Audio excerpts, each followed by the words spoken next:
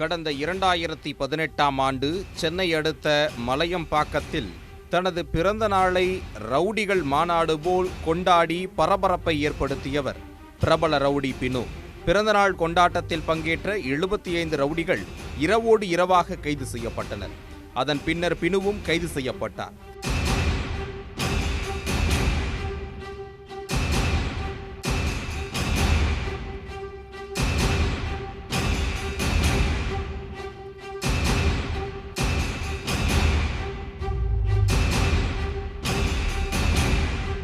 Rowdy தொழிலில் கொடிகட்டி பறந்தபோது பலரை மிரட்டி கோடிக்கணக்கில் பணம் பறித்த பினு தற்பொழுது 1000க்கும் 500க்கும் வழிப்பறியில் ஈடுபட்டு போலீசில் சிக்கிக் கொண்டுள்ளார். சென்னை தியாகராய நகர் கண்ணாம்பேட்டையைச் சேர்ந்தவர் ஜானகிராம் தனியார் பார்சல் சர்வீஸில் பணியாற்றி வருகிறார்.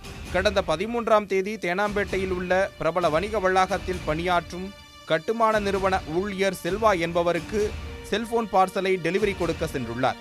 அப்போது பார்சலை பிரித்து செல்போனை பார்த்துவிட்டுதான் பணம் தருவேன் என செல்வா கூறியதாக தெரிகிறது. இது தொடர்பாக இருவருக்கும் இடையே வாக்குவாதம் ஏற்பட்டுள்ளது.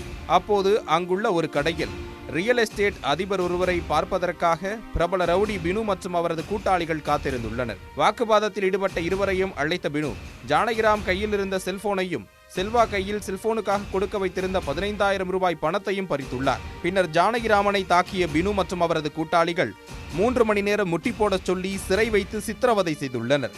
பின்னர் செல்போனை அங்கேயே தூக்கி வீசிவிட்டு 15,000 பணத்துடன் பினு மற்றும் அவரது கூட்டாளிகள் சென்று விட்டனர்.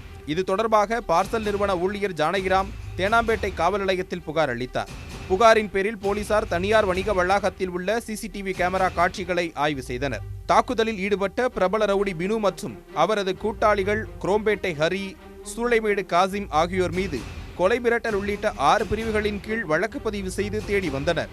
போலீசார் தேடுவதை அறிந்த பினு வழக்கறிஞர் உதவியுடன் தேனாம்பேட்டை காவல் நிலையத்தில் சரணடைந்தார். அவரை கைது செய்த போலீசார் சைதாப்பேட்டை நீதிமன்றத்தில் ஆஜர்படுத்தி சிறையில் அடைத்தனர். உடனுக்குடன் செய்திகளை தெரிந்து கொள்ள சன் நியூஸ் பெல் ஐகானை கிளிக் பண்ணுங்க.